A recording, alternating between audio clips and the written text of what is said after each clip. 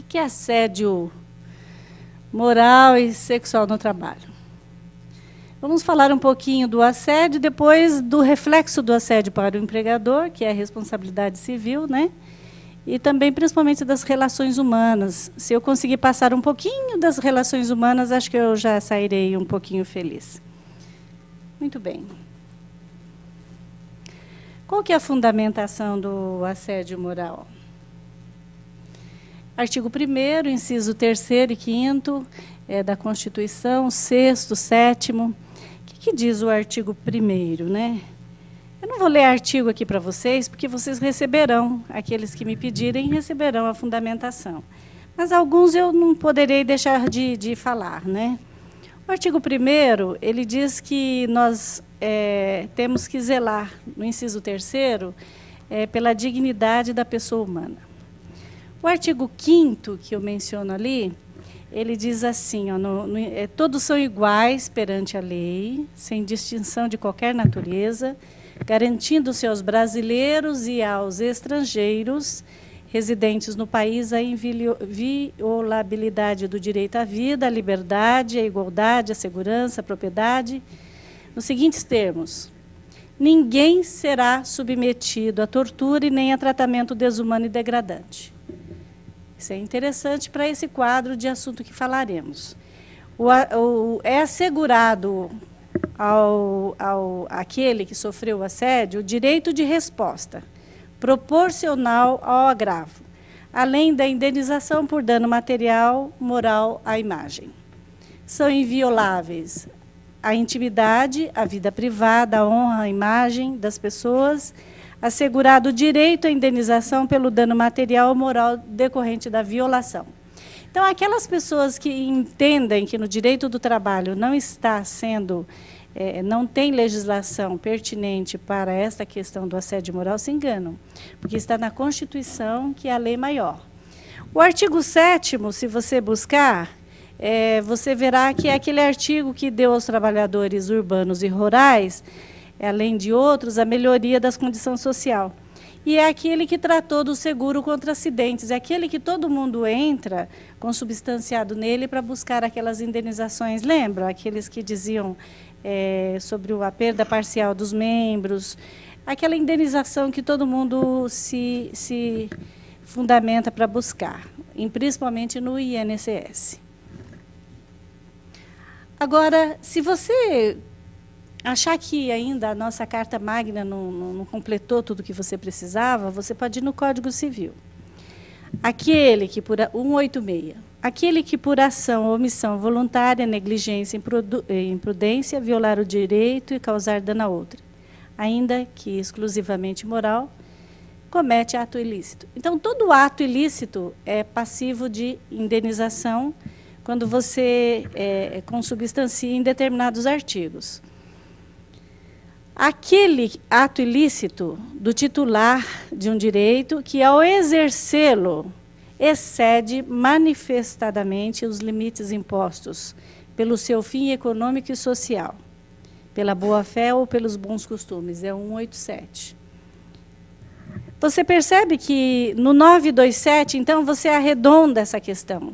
Aquele que, por ato ilícito, que é a soma do 186 e 187, causar dano a outrem, fica obrigado a repará-lo. Haverá obrigação de reparar o dano, independente da culpa, nos casos especificados em lei, quando a atividade normalmente é exercida pelo autor ou o dano, por natureza, risco ou direitos de outro. Agora, se você perceber, no 929, 930, não vou ler todos os artigos aqui que vocês vão se cansar, mas 944, 949, você encontra a fundamentação para o pedido do assédio moral. Então, daqui você já tira uma conclusão. O advogado trabalhista, aquele advogado trabalhista que está acostumado a fazer aquele pedido rápido, ele perderá a ação em relação ao assédio moral. Ele tem que fazer um pedido bem fundamentado. O assédio moral ele tem que estar bem esclarecido, tem que estar acompanhado de laudos médicos, ele não poderá se basear só na perícia médica ou em testemunhas. Existem cuidados quando você entra com uma ação trabalhista hoje, com este pedido de assédio moral e sexual, nem tanto. Que eu costumo dizer que o sexual é mais fácil de provar, porque o assediador normalmente é um homem apaixonado ou uma mulher apaixonada, e os bilhetinhos, as flores, são mais fáceis de serem comprovadas através dos e-mails, etc. Mas é diferente do assédio moral. Assédio moral, o advogado terá que ser um expert no direito civil. Ele não poderá ficar apenas na descrição dos fatos e no pedido, como você faz com o aviso prévio, 13º, que diz, trabalhou de tanto a tanto, foi mandado embora sem justa causa, aviso prévio. Não gozou férias e tantos avos. Não é assim, não. Você tem que tomar alguns cuidados também quando você entra com assédio moral. Hoje, nós, advogados, somos alvos de muitas situações indecorosas de pedidos de indenização por prestação de contas. Então, você não pode, na sua ação, não tomar o cuidado, por exemplo, de um bom relatório do seu cliente. Hoje todo mundo tem um e-mail, por exemplo, se não tem, você não precisa dizer, você vai me pedir um e-mail por isso. Não, ele senta lá, ele conta a história, você respeitosamente ouve, aí depois você aborda da seguinte forma: olha, eu não quero perder nenhum detalhe, o assédio moral é uma coisa muito séria, a dor do outro é muito difícil de aquilatar. Dá para você me mandar um e-mail contando com riqueza de detalhe? Por quê? O juiz do trabalho também tem um costume de achar que nós inventamos tudo. Não o juiz do trabalho, qualquer juiz, né? Que me perdoem os juízes presentes, mas eles acham que nós inventamos tudo. Imagine, a pessoa mora na Zona Leste, atravessa a cidade, vai até o Morumbi, contrata o advogado e ele diz que você inventou aquela história. Não é verdade. O cliente, às vezes, conta-nos uma história que, na realidade, na hora das provas, não é bem aquilo que ele nos contou. Às vezes, o próprio cliente nos trai. Às vezes por uma questão emocional da época da despedida, na época da reclamação. Mas quando você vai aquilatar as provas, você vê que não daria assédio moral, não daria assédio sexual. Então, se você tiver escrito, você evita contra si, advogado, e contra até o seu litigante, a litigância de má-fé. É um cuidado que o advogado trabalhista tem que tomar hoje em dia. Então, o assédio moral, ele tem que ser muito bem compreendido para você pedir. Quando você fala em assédio moral, você tem que entender o conceito, entender exatamente o que é o assédio moral. Quando você ler aquele relatório daquele cliente, você tem que olhar com os olhos de juiz. Falar, será que ele vai entender assim? Então, o juiz ele se baseia em provas. A prova testemunhal no assédio moral é muito difícil, porque você não consegue aquilatar a dor do outro. Você consegue dizer as coisas como elas ocorreram, mas você não sabe dizer o tamanho da dor. Agora, um psicólogo, por exemplo, ele sabe. Como nós temos 2 anos de prescrição, você pode perder 6 meses e esse cliente frequentar um psicólogo, trazer uma prova mais robusta. Você fala, mas ele ainda vai gastar? Você pode cobrar esse custo do empregador, se ficar comprovado que realmente aquilo era uma doença profissional. Se ele não arrumar emprego, você pode pedir os lucros cessantes. Então, é uma ação muito rica de detalhes que eu gostaria que até o final da nossa conversa aqui fosse mais ou menos assimilado a importância do entendimento do causídico, do advogado, daquele homem que não pode ser apenas um advogado. Ele tem que ser psicólogo, ele tem que ser meio padre, professor, delegado, investigador, porque o assédio é muito complicado mesmo de entender. Muita gente acha até que não é fácil, mas temos tido muito sucesso nessa área, condenações imensas, mas o nosso juiz do trabalho também tem um probleminha com relação a valores. E no decorrer da palestra eu pretendo mostrar algumas coisas para vocês, como aquilatar os valores para que eles não diga que nós pedimos assim aleatoriamente. Então, vamos ao conceito, né? Tudo isso aí vocês receberão, então não precisa anotar. O que é assédio moral? é a exposição dos trabalhadores e trabalhadoras em situações humilhantes, constrangedoras, repetitivas. Aqui é o ponto-chave do assédio. Repetitivas e prolongadas durante a jornada do trabalho. O assédio moral caracteriza-se pela degradação deliberada das condições de trabalho, onde prevalecem atitudes e condutas negativas dos chefes e colegas de trabalho em relação aos seus subordinados. Isso mudou, não é só subordinados, é entre colegas e subordinados. Antigamente existia, até em relação ao assédio sexual, porque o nosso Código Penal dizia superior subordinado, entendeu-se que o assédio sexual seria entre chefe e subordinado. E, na realidade, não é assim hoje. Nós temos o assédio vertical e horizontal. Podemos ter o assédio moral entre colegas de trabalho, entre chefes e subordinados. É interessante essa questão. E também a questão, aquela exposição a trabalhadores em situações humilhantes, não é aquela situação que ocorreu naquele dia que aquela chefe que estava lá em TPM soltou aquele nervosinho dela lá e acabou aquele dia só que ela ficou nervosa, ou aquele chefe que chegou naquele dia e soltou qualquer coisa, ou exigiu de uma forma mais agressiva o cumprimento. Isso não é assédio moral. O assédio moral é muito mais sério. O assédio moral é aquele que ele vai todos os dias repetindo aquela conduta ou condutas semelhantes com a intenção nítida de menosprezar, humilhar, deixar a pessoa realmente sem condições de exercer a sua função, ao ponto dela ficar doente e até morrer. A jornalista lá fora me perguntou, nossa, até morrer, doutora, essa semana nós tivemos um caso no escritório. A pessoa era daquelas bancárias que trabalhavam acirradamente nas metas. Você dá risada, né? Bancos, a situação bancária é séria. Então, eles têm aquelas metas assim incumpríveis, né? De repente, batia todas as metas e não foi reconhecida. Então, ela desenvolveu uma síndrome. Daquela síndrome é entendido como assédio. Se você trabalhar direitinho, ela acabou até morrendo. Por quê? Você fala, nossa, morrer de tristeza? Não sei por que as pessoas estranham morrer de tristeza. É possível. O nosso poeta na idade antiga, né, média, né, não morria aos 24 anos de fazer aquelas poesias tristes. Vocês já viram poetas passar de 40 anos? Aqueles antigos poetas. Então, se você analisar, as coisas mudaram para o nosso tempo de uma forma muito terrível, né? Porque é assim. Na nossa época, posso falar com o doutor? Qual é o seu nome? Eu e o doutor Roberto, para ele não se sentir velho, eu vou me colocar junto com o senhor. Eu e o doutor Roberto, nós somos da era da máquina. Então, nós não sei o doutor Roberto, mas eu me lembro que era assim.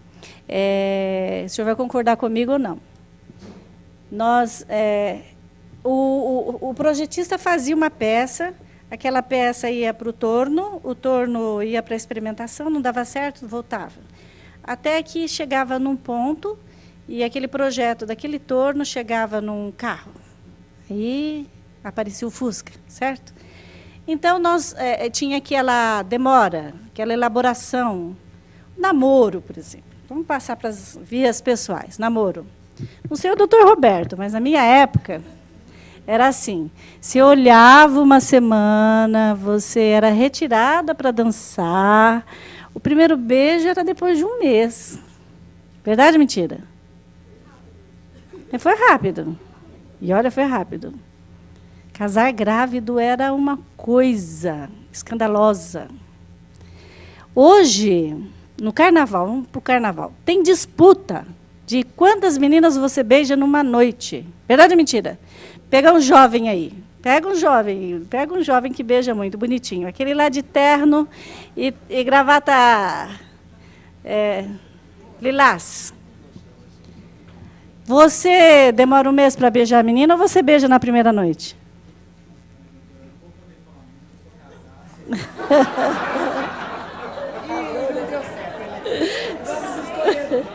Vamos escolher um outro. Não deu certo. Alguém se habilita? Alguém se habilita? Quem já beijou na primeira noite sem conhecer a menina? Jovem, por favor, me ajudem. Ah lá, ó. Tem alguém que não mente aqui. Na realidade é assim. Eu tenho filhos jovens. Eu tenho um filho de 20 e poucos anos. Lindo de morrer, né, Carol? Meu filho é assim, um loiro alemão lindo. Maravilhoso. E ele, obviamente, eu sei como que é. Beija antes do que namora. Você pergunta, depois de um mês de namoro, você pergunta para ele, o que o pai da menina faz? Nunca esqueço, ele namora sério agora. E, não sei. O que a mãe dela faz? Ah, trabalha num fora, e não sei o que ela faz, não. O que essa namorada faz? Ah, ela trabalha não sei aonde, aí.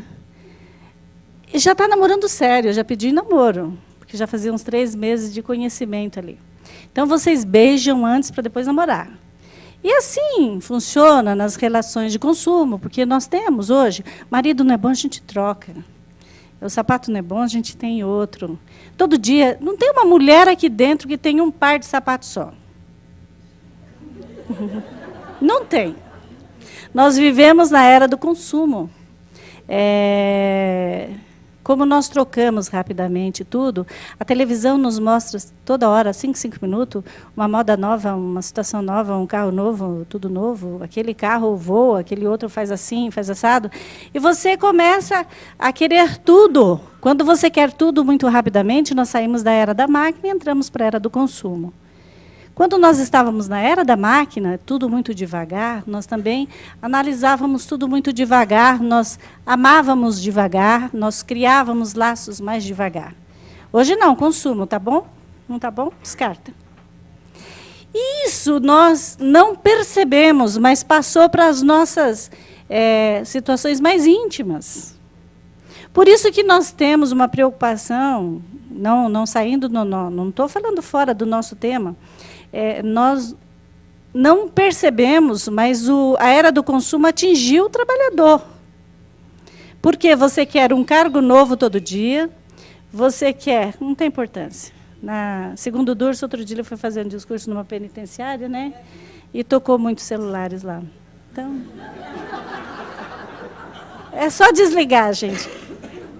Então, é o seguinte, na realidade, você tem que tomar cuidado, que você não traz mais para a sua relação de trabalho uma situação que você descarta rapidamente. Você quer um cargo novo, porque você quer um salário melhor, porque você quer consumir mais.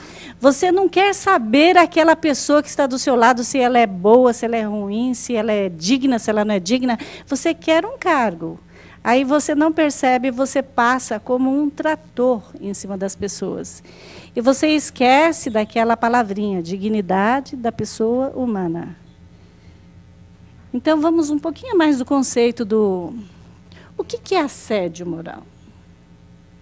É a violência psicológica, constrangimento, humilhação nas relações humanas, sobretudo no mundo do trabalho, que eu vou falar aqui sobre o mundo do trabalho. Mas isso acontece nos casamentos, nas relações, nos noivados e etc. Se você for para outras ramificações do direito, você busca o assédio moral também. Mas nós vamos falar do direito do trabalho.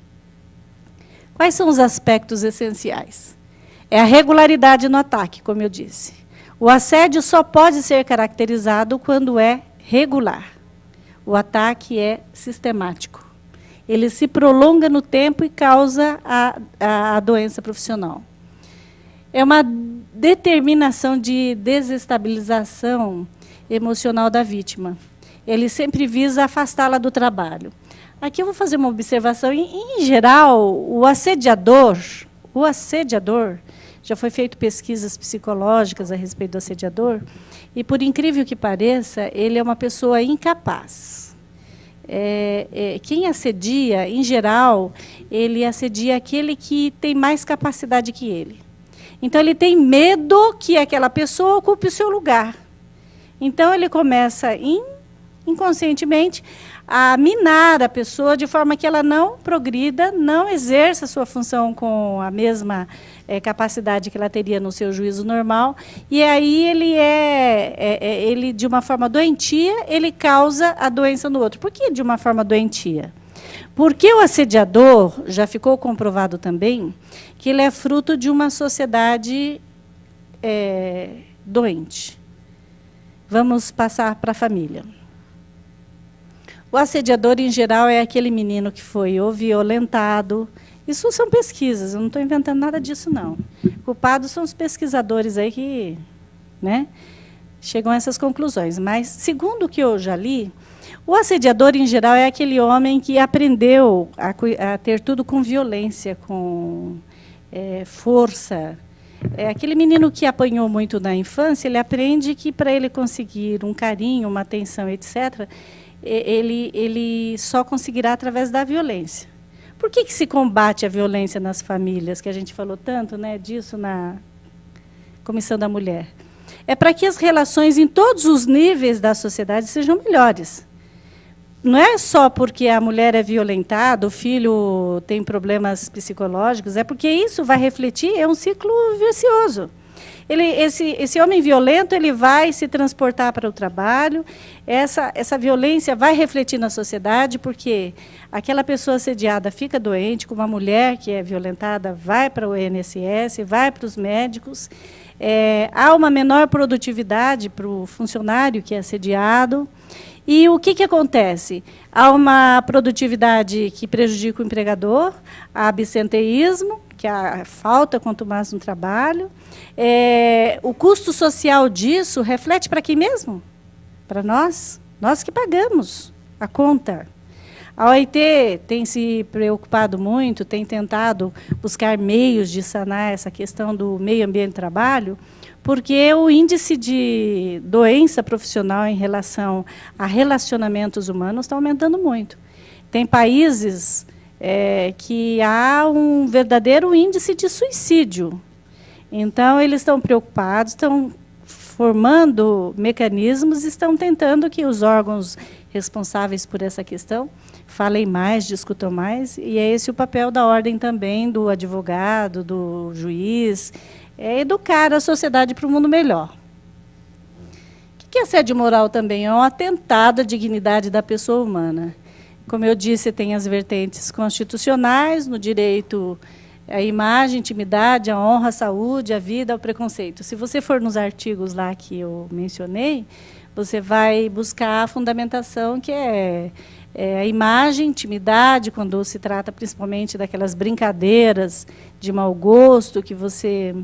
Imagine, você trabalha numa empresa, que é proibido namorar, né, entre colegas. Aí você vai na missa domingo, está lá com seu namorado na missa, um colega de trabalho te vê, na segunda-feira você é alvo de comentários. Então, o que você está violando aí mesmo? A intimidade da pessoa. Ninguém tem que discutir no trabalho se você é ou não relacionado com esse, com aquele. Se você, na sua vida privada, é ou não homoafetivo, você faz da sua vida pessoal o que você quer. Aí, se esse alvo se torna o comentário geral na empresa, é uma violação à imagem, à intimidade, à honra. E isso, obviamente, reflete na saúde, na vida, e provavelmente esse preconceito que leva a tudo isso é que acarreta as doenças tão sérias que nós estamos vendo no mundo do trabalho. Eu vou dar uma lista aqui das atitudes passíveis de enquadramento no assédio sexual. É o conjunto de atos que tem por objetivo expor a vítima a situações incômodas, humilhantes e constrangedoras. Você vê, não é um ato isolado. Não é aquela dispensa por justa causa que deu o assédio moral. Olha aqui, agora eu vou dar o exemplo do assédio moral quando é um ato isolado.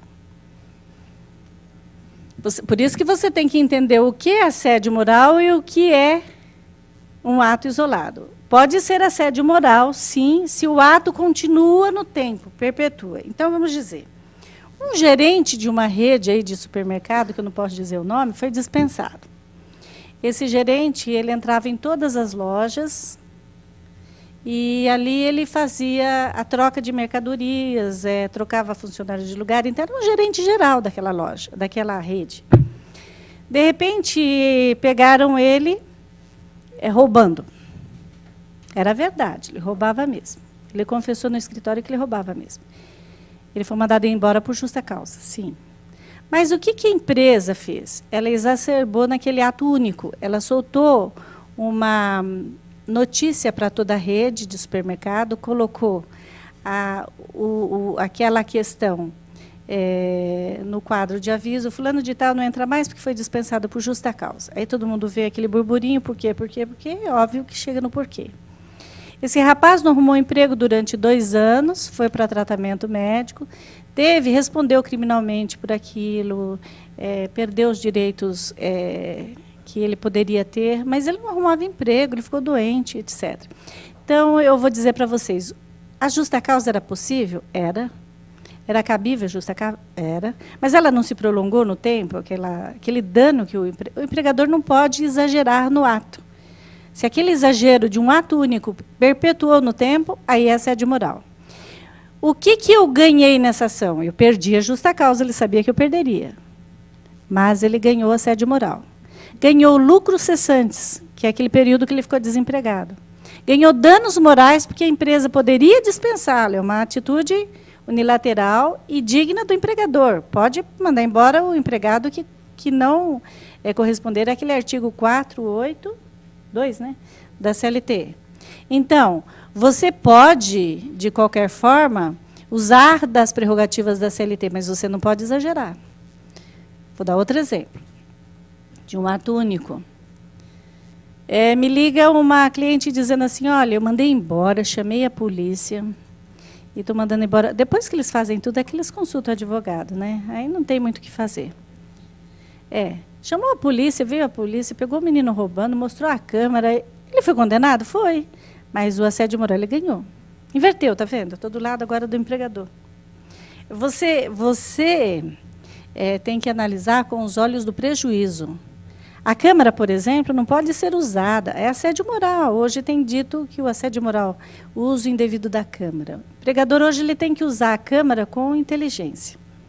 A câmara tem que ser feita para aquela questão, principalmente, do controle do ambiente de trabalho, por segurança, por conta de medicamento. Aquele meu cliente era uma farmácia, uma rede grande de farmácia. Essa farmácia, ela obviamente mexe com drogas, com remédios, com controlados. Ela pode usar a câmara para esse tipo de controle. Ela pode usar a câmara para segurança de entrada de transeuntes. Mas usar aquela câmara para pegar o funcionário roubando, ela não pode. Você fala: nossa, não é injusto? Você tem que ser um advogado inteligente, você tem que usar diferente, então, a câmara. Você não pode dizer que é a câmara, agora eu vou dar o pulo do gato. Você pode levar uma testemunha e dizer: olha, ele foi mandado embora porque ele foi pego roubando. Ah, é? Mas como a senhora tem certeza? A câmara pegou, a câmara que cuida lá da questão do controle do medicamento. Você viu? Você fez a prova, mas você não usou a câmara, porque a câmara não pode ser para vigiar o empregado. O Japão, por exemplo, tem um índice grande de indenizações, principalmente contra brasileiros, né? Porque eles controlam nosso trabalho lá, sim. Câmaras em cima da gente o tempo todo, achando que nós roubamos. Eles trabalham com aquelas micro peças que são caríssimas. Então, para eles, extraviar uma pecinha daquela é um preço astronômico. Então, eles usam a câmara. Mas, se for para usar contra aquele que o roubou por direitos, não pode. Você não pode vigiar o ser. O ser não pode trabalhar sobre vigilância. Não há escravidão no Brasil, já foi abolido. É assim que nós queremos que entendam. Então, é isto que caracteriza a diferença de assédio moral, o uso indevido da força. Você não pode, de forma nenhuma, abusar da sua condição de empregador para determinadas punições. Então, é um conjunto de atos que tem por objetivo expor à vítima situações humilhantes. Você não pode humilhar ninguém. Deixar o dia inteiro a pessoa trabalhando em situação constrangedora, humilhante. Desprezar, ignorar, humilhar, isolando de contatos com colegas superiores e hierárquicos. Aí o chefe chega de manhã e fala assim: bom dia. Não, inverte-se. Aí uma pessoa chega e fala: bom dia. Todo mundo responde, o chefe não. 2 observam. No segundo dia, bom dia, ele chega. O chefe não responde, mais 2 não respondem também. E assim a corrente vai aumentando. Dali uns dias, aquela pessoa que chegou tão efusiva, falando, bom dia, ela está sendo isolada. Porque o reflexo daquele chefe que não respondeu pode causar o isolamento. Olha que interessante. Tem caso de isolamento também, aquele funcionário que saiu de licença maternidade. Aí colocaram outro no lugar. Aquele outro era melhor que aquele que saiu de licença. Então, você quer dispensar a pessoa e você isola. Quando ele volta, o outro continua fazendo as suas funções, com os louros da sua função, e o outro fica ali isolado, humilhado, não consegue, afastado, ninguém mais valoriza. Aos pouquinhos ele se cansa, passa o período de estabilidade ou não, ele pede demissão. Eu aconselho aos advogados que serem advogados de empregadores, paguem o aviso, paguem a estabilidade. É muito mais barato que o assédio moral. Dependendo da condenação, fecha a empresa. Se for um assédio de uma farmacinha, de um restaurante pequenininho, você fecha a empresa, dependendo da condenação. Porque a dor tem preço? Não tem, você dá o valor que você quer. Você pode aquilatar. Então, você explica isso para o empregador. É muito caro o assédio moral, então trate com dignidade o seu empregado. Sonegar informações. Esse sonegar informações é interessante. Quem já assistiu a Secretária do Futuro? É uma moça... Nossa, delicioso, desculpa. Saiu, viu? Mas o mocinho era maravilhoso e havia uma disputa entre o chefe e a subordinada. Aí a chefe ficou doentinha e a subordinada, que sempre deu todas as informações para a chefe, ela acaba levando aquilo ao seu limite e, afastada, descobre que a subordinada fez um trabalho maravilhoso.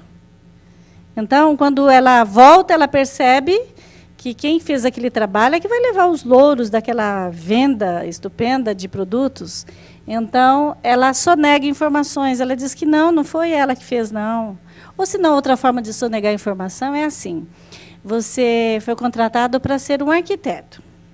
Aí você percebe que aquele arquiteto que você contratou, ele é muito melhor que você. Ele é PhD nisso, naquilo. Aí você pede o projeto, mas você não diz para ele exatamente o que ele tem que fazer. Aí o projeto vai sair de que forma mesmo? É errada. Então, você sonegou informações, você prejudicou. Então, quando você sonega informações de quem efetivamente tem que fazer o trabalho, você tem que preparar o empregado. Você não pode cobrar dele aquilo que você não informou. Sonegar informações também tem essa conotação. Tanto aquela de dizer que roubar do outro, que é o mérito do outro, ou sonegar a informação mesmo para que ele se dê mal no desempenho daquelas funções. Esses rumores maliciosos, críticas reiteradas afetando a saúde mental é o mais comum. A gorda, negra, o baixo, o gay, o etc. Tem tanto apelido que a pessoa não suporta e acaba levando para si a vida inteira. Hoje você aguenta, amanhã você aguenta, depois de amanhã você aguenta, mas depois de amanhã você está doente. Você não suporta mais aquelas brincadeirinhas sobre a sua pessoa. Então, ninguém pode suportar um ambiente de trabalho cheio de rumores maliciosos e etc. Tarefas estranhas e incompatíveis com o cargo. Eu vou dar exemplo, para vocês entenderem bem. Uma empresa de aeronave, cliente lá é assim. Ela admite um ajudante geral. Esse ajudante geral, ele limpava 40, 50 banheiros por dia daquele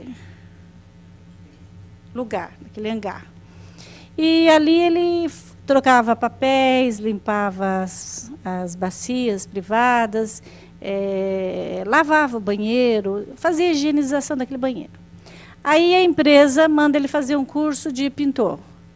Ele passa de ajudante geral para pintor de aeronaves.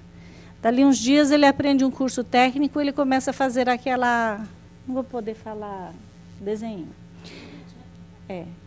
É o logotipo, obrigada. Ele faz o logomarca, o logotipo da empresa. Então, ele começa a ser especialista, mas um determinado dia falta o ajudante geral, aí ele manda ele para lavar banheiro de novo. Pode?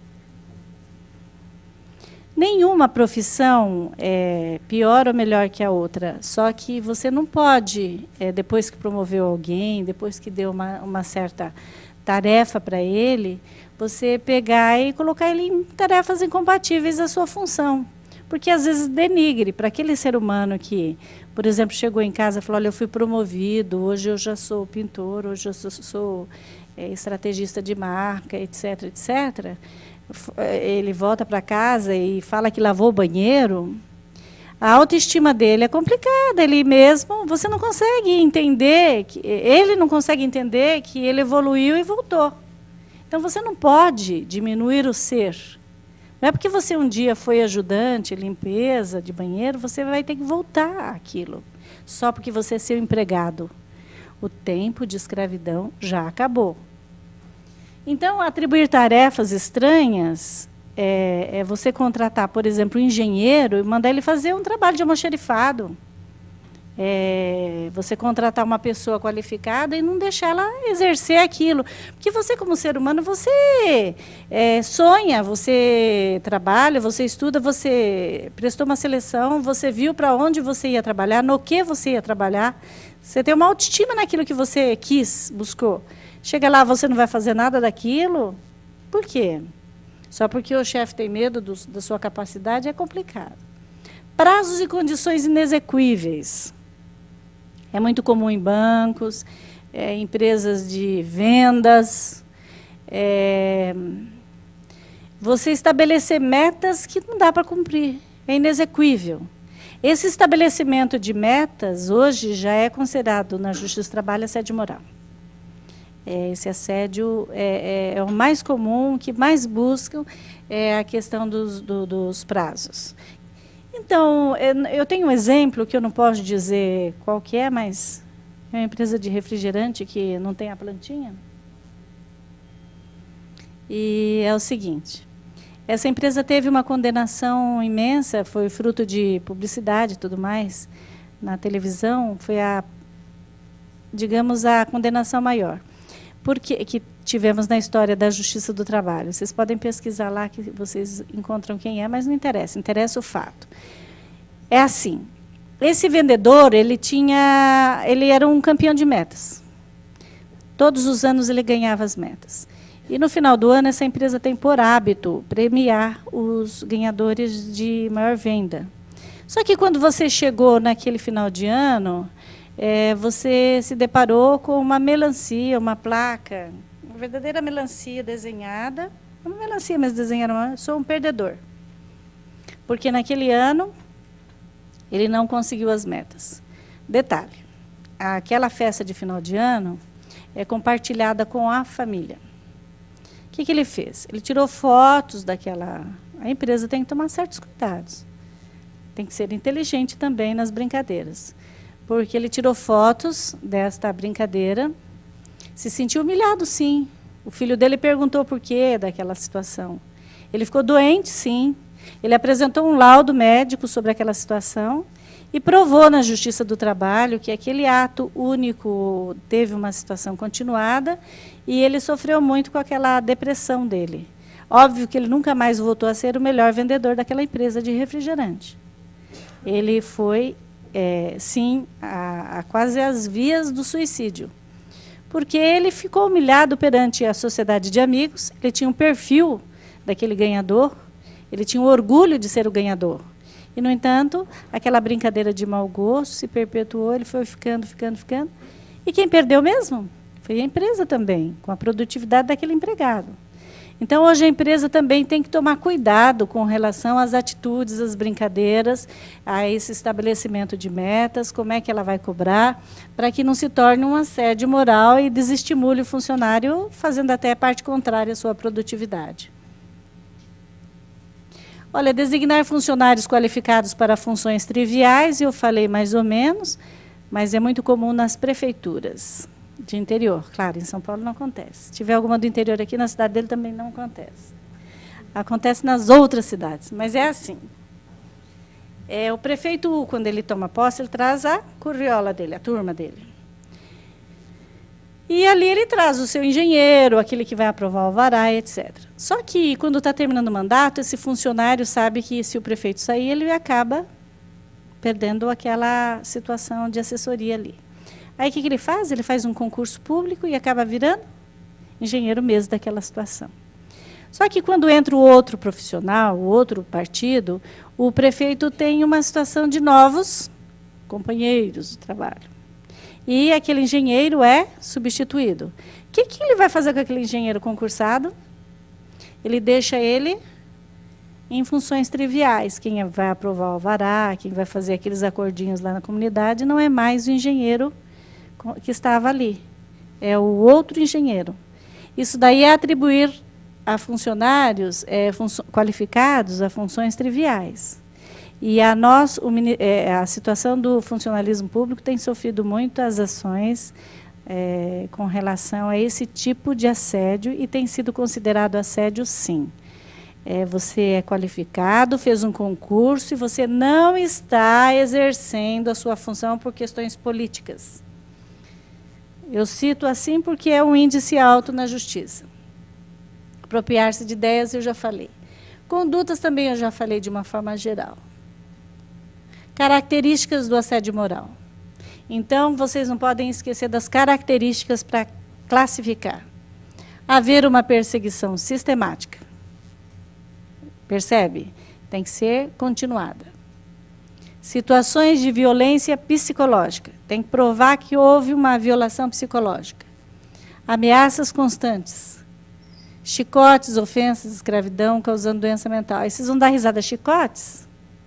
Nós temos uma usineira no estado de São Paulo que foi condenada por conta de chicotes. Ela deixava no caminhão do boia fria o chicote. Ele não chicoteava, mas ele brincava. E isso foi considerado assédio moral. E também tem aquele caso da dona de família que trabalhava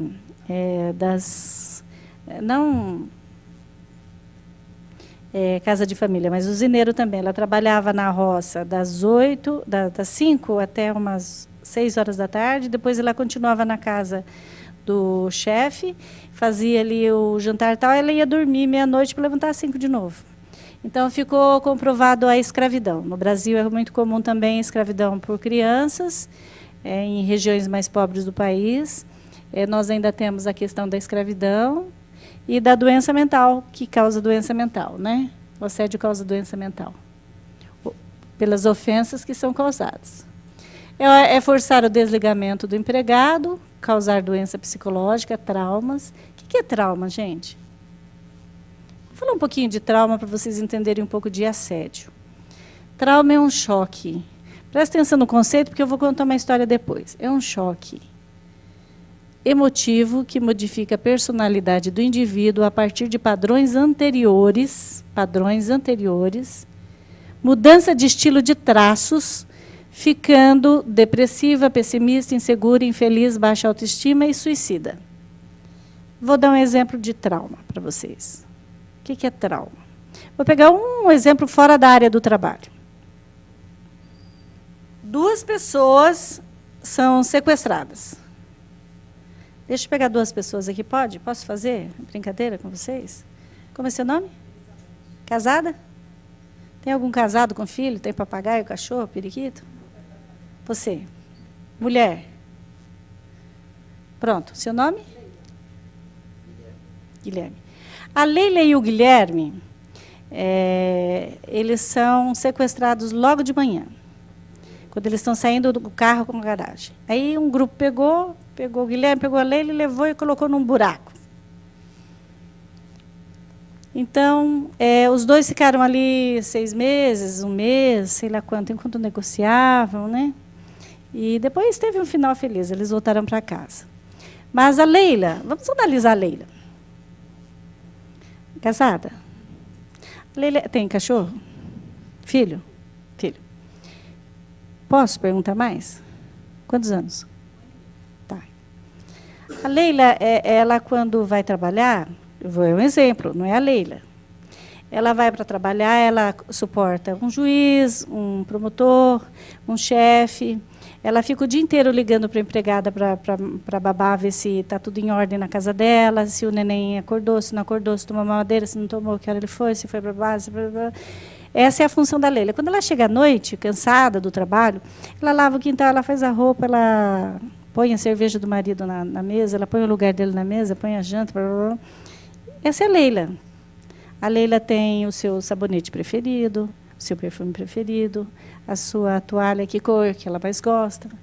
Em geral, você tem uma cor que você prefere, um jeito de dobrar a toalha. A Leila tem o seu perfume. A Leila, antes de dormir, vai abraçar aquele filho, amamentar, etc. E a Leila tem esses bens que são considerados o quê? Bens materiais imediatos. Como é seu nome mesmo? Desculpa. O Guilherme. O Guilherme tem seu lugar na mesa, cerveja colocada, tem o controle da televisão. Desculpa, mas é mais ou menos assim, né? Tem o seu perfume preferido. Você tem a sua camisa bem passada, eu vejo que é bem passadinha, arrumadinha. Você exige um colarinho bem traçado. Você tem exigências no seu porte físico. Você tem seu lugar na mesa, seu lugar na cama, seu travesseiro preferido. Tem ou não tem? Exceção feita porque você deve fazer outras coisas que eu não sei. E a Leila também. Tá certo? O que ele tem? Coisas, bens materiais imediatos, valores que ele foi adquirindo ao longo do tempo, mas que são valores pessoais dele. A cor do sabonete, aliás, o cheiro do sabonete, o perfume dele, igual ao da Leila, ou a cor, são bens de imediatos que você construiu ao longo da sua existência. Não é? Costumes cotidianos, sei lá o nome que vocês vão dar, mas são bens que nós nem prestamos atenção, mas nós temos.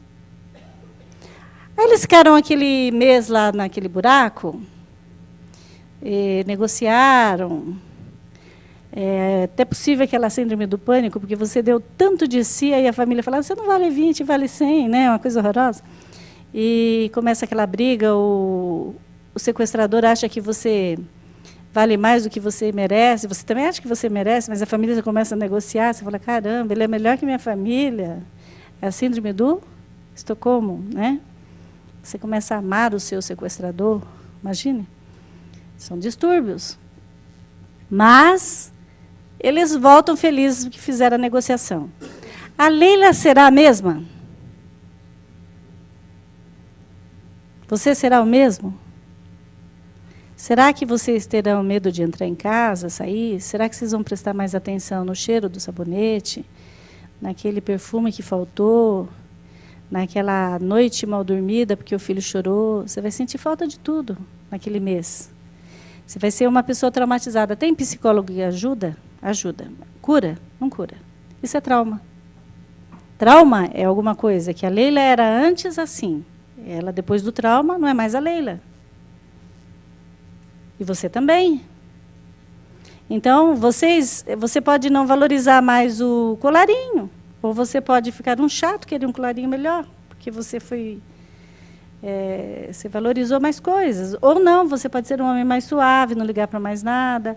Ou você pode largar a mão de tudo, ou ficar uma pessoa medrosa, ou não. Cada ser vai reagir de acordo com aquilo que ele foi orientado lá atrás. Então, para cada dor tem um preço. Para cada pessoa, o trauma tem um perfil. Então, você como advogado, você não pode dizer que a dor do outro é importante, não é. Depois de alguns anos de advocacia, a gente tem mania de falar, é tudo igual. Em alguns casos, sim, só muda o endereço. Mas na dor do outro, nós não podemos avaliar. A dor do outro tem um nome, tem um trauma, tem um valor.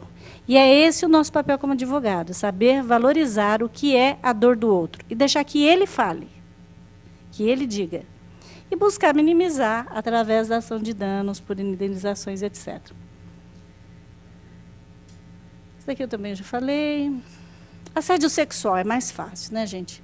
É constranger alguém com o intuito de obter vantagens ou favorecimento sexual, prevalecendo-se o agente da sua condição superior, subordinado, isso é o que diz o Código, ou ascendência inerente ao exercício do emprego, cargo ou função. Isso é o que diz o artigo. Só que, hoje, as implicações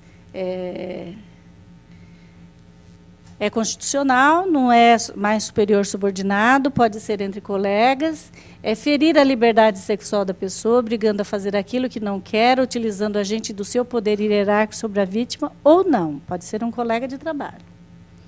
O crime poderá ser admitido, já falei, por colegas de trabalho. A responsabilidade é, sim, do empregador, subsidiária do empregador, mediante prova inequívoca dos atos praticados e são mais fáceis, né? Como eu disse, o apaixonado denuncia. É só usar os bilhetinhos que a prova fica fácil. Direito de regresso da empregadora. Olha que interessante. Como é fácil identificar o assediador aí, você pode buscar o direito de regresso como empregadora daquele empregado que causou o dano. Bom, custos com a saúde. A pesquisa aponta para distúrbios da saúde mental relacionados com as condições de trabalho em países como a Finlândia, a Alemanha, Reino Unido, Polônia, Estados Unidos. As perspectivas são sombrias, pois, segundo a OIT e organizações afins, estas serão as décadas que irão mais predominar as depressões, angústias e outros danos psíquicos. Por isso é que a sociedade está buscando, de todas as formas, minimizar o risco, porque o custo está muito alto. Eu já disse, é competência da Justiça do Trabalho, você pode pedir, pode compreender todos os demais pedidos na ação, pode ser junto com as verbas rescisórias, a rescisão indireta ou não. Você pode pedir a rescisão indireta quando é assédio moral, você não está suportando mais, você entra com pedido de rescisão indireta. Tomem cuidado, pedem eliminar, faça o juízo se manifestar, por quê? Tem juiz que entende que quando você pede no 483 a rescisão indireta e você ainda não comprovou, ele não considera se ele não autorizou. Então, na primeira audiência, você tem que fazer valer. Se a audiência é aquela que ele marca depois de um ano, então você não pode deixar ele trabalhando durante um ano, porque senão você já fez a prova contra si. Porque o assédio não era tão ruim assim, ele esperou um ano. Mas se você pedir em liminar, o juiz tem a obrigação de se manifestar. E quando ele se manifestou, aí você autoriza o empregado a parar de trabalhar. Você pode pedir a reparação por danos morais e materiais. Tem prescrição controversa?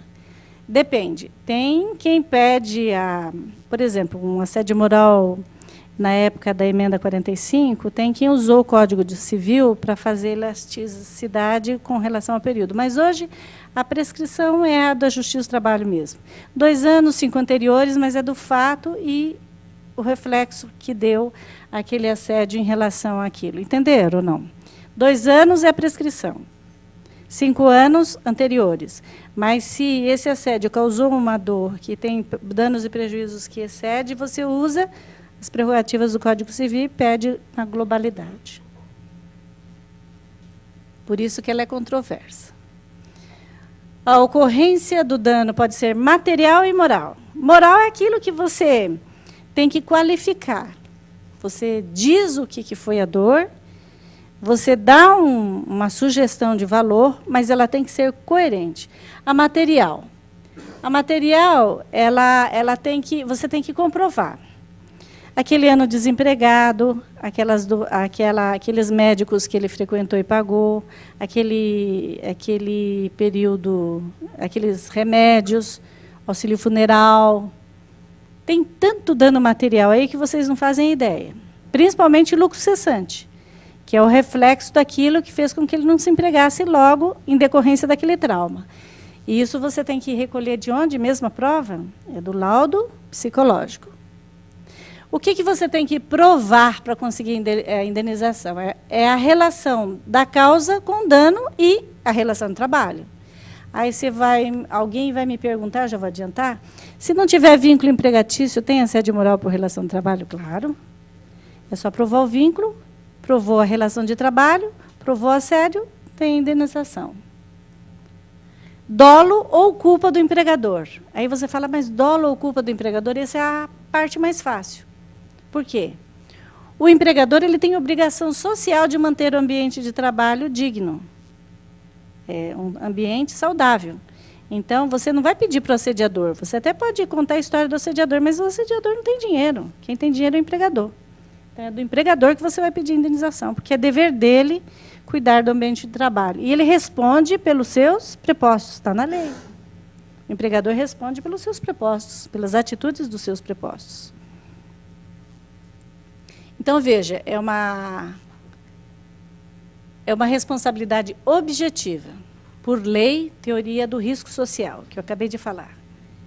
Aliás, o Collor falou muita besteira na gestão dele, mas uma coisa ele falou certo quando aquelas empresas brasileiras de automobilista começaram a criticá-lo porque dizia que ele trazia o know-how do exterior, carros importados para cá. Ele falou, quem não tiver capacidade não se subestabeleça.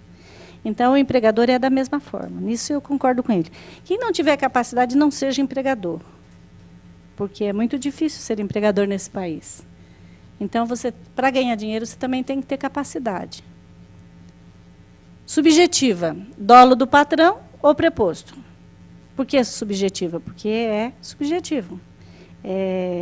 Indireto, porque você praticou, deixou de causar, porque você tem que ter esse trinômio aqui, ó, culpa, negligência, imprudência e imperícia. Você não fez nem a negligência, nem a imprudência, nem a imperícia, subjetivamente você é o causador do dolo.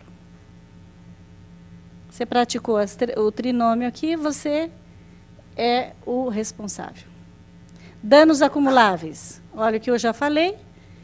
Hospital, cirurgia, fisioterapia, remédio, psicólogo, enfermeiro, funerária. Danos morais. Difícil de aquilatar? Não sei. Você pega, faz uma continha. 12 meses de desemprego.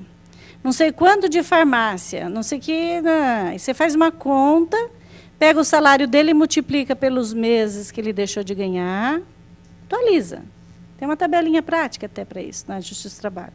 Você atualiza quanto ele estaria ganhando, quanto ele deixou de ganhar, é lucros cessantes. E pode entrar também como os danos materiais. A farmácia, a funerária, o psicólogo, todo o custo que ele teve com isso. No caso da minha cliente lá, a funerária, o terreno do cemitério. Aí você pede todo esse bolo como danos materiais. Lucro cessante é o que você deixou de ganhar, materiais é aquilo que você comprova, e o morais? Você não tem que chutar? O juiz do trabalho não gosta de dar valor dar dinheirinho para empregado. Então, você calcula um valor que não vá afundar a empresa, porque ele não é capaz de pagar, mas calcula um valor que vai, com certeza... Você não vai pedir para um banco famoso aí um valorzinho de R$5.000. Mas você também não vai poder pedir para um barzinho de esquina R$500.000, como você pediria para um banco. Concorda? Então, você tem que ter bom senso. Diferente do lucro cessante, dos danos materiais, que dá para aquilatar. Agora, com relação aos morais, aí você tem que ser coerente. E nunca peça para o juiz indicar, porque vocês vão ter R$5.000 lá de indenização por danos morais. Lucro cessante, já falei. Ressarcimento do dano moral. Olha que interessante, nós tivemos uma sentença que era assim. O pai faleceu numa situação na empresa, que era por falta de segurança, aí o nosso pedido foi em relação a tudo. O filho que pediu a ação, né, de indenização, a viúva, os filhos, e lá nós fizemos as sequelas, os prejuízos presentes e futuros. Fizemos, para nós pedirmos os danos, para nós darmos o valor dos danos morais, nós fizemos uma conta matemática. Quantos anos ele cuidaria desse filho? Quantos anos esse filho viveria? Quantos anos ele teria se ele trabalhasse até X anos, que é a idade média de um trabalhador? Então, você vai fazendo essa matemática. Ele trabalharia até 55, 60 anos, 70. Você vê a idade média. Qual o salário médio dele hoje? Quanto ele ganharia? E você vai fazendo essa matemática. Você vai chegar num valor que você não faz ideia. Você pode pedir a pensão mensal, que seria o equivalente ao que ele gastaria com aquele filho. O juiz, no nosso caso aí, né, Carol, condenou a pensão mensal e até 21 anos de um filho, condenou aos 4 salários, nós provamos que a média salarial dele era 4 salários, até 75 anos. Comecem a fazer uma continha. Você vai chegar num número interessante. É uma ação interessante financeiramente, mas tem que saber fazer. Então, o valor você tem que ser inteligente. Você tem que provar para o juiz como é que você chegou naquele valor. Não inventa. O juiz não é burro. Faço uma brincadeira. O juiz não se engana com testemunha. Ele faz uma média de audiência em São Paulo de, 10 por dia, vezes, 20 dias no mês. São quantas audiências? Eu não sou boa de matemática. 200. Vezes 10 meses? 2.000. 2.000 pessoas ele ouviu em 10 meses.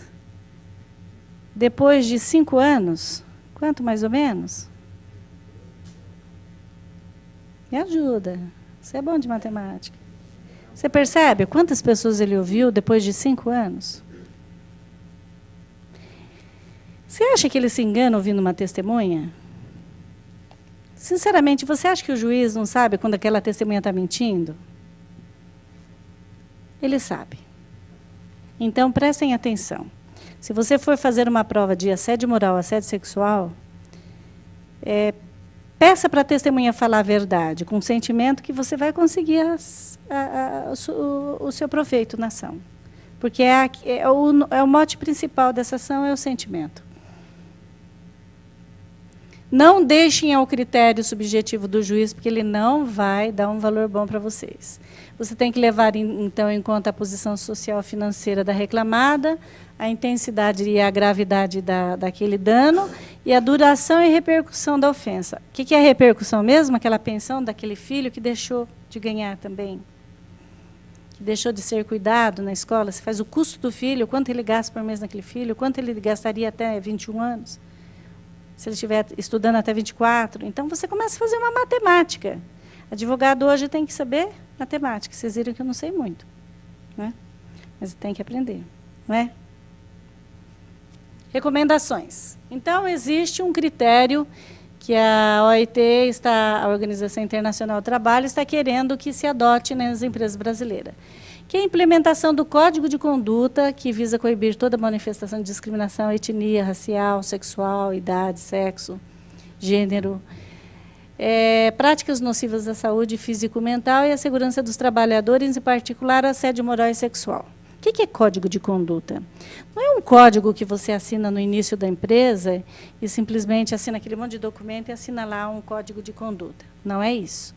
Código de Conduta, para ele ser respeitado e para ele ter validade na Justiça do Trabalho, e que só um banco famoso, ele já não tem muitas condenações em relação a assédio moral, porque ele fez um Código de Conduta e que, por sua vez, foi muito bem trabalhado. O Código de Conduta tem que ser apreciado pelo sindicato antes da sua implementação. A empresa tem que dar garantias ao empregado de denúncia, e ele denuncia e não é prejudicado. E ele tem que tomar medidas contra o assediador e fazer um trabalho psicólogo psicológico em cima dos 2 funcionários. Se ele achar que é caso de justa causa, ele tem que mandar para a justa causa. Vocês falam, mas e aí? Depois que você dispensou um funcionário por justa causa, que você colocou uma prática lá de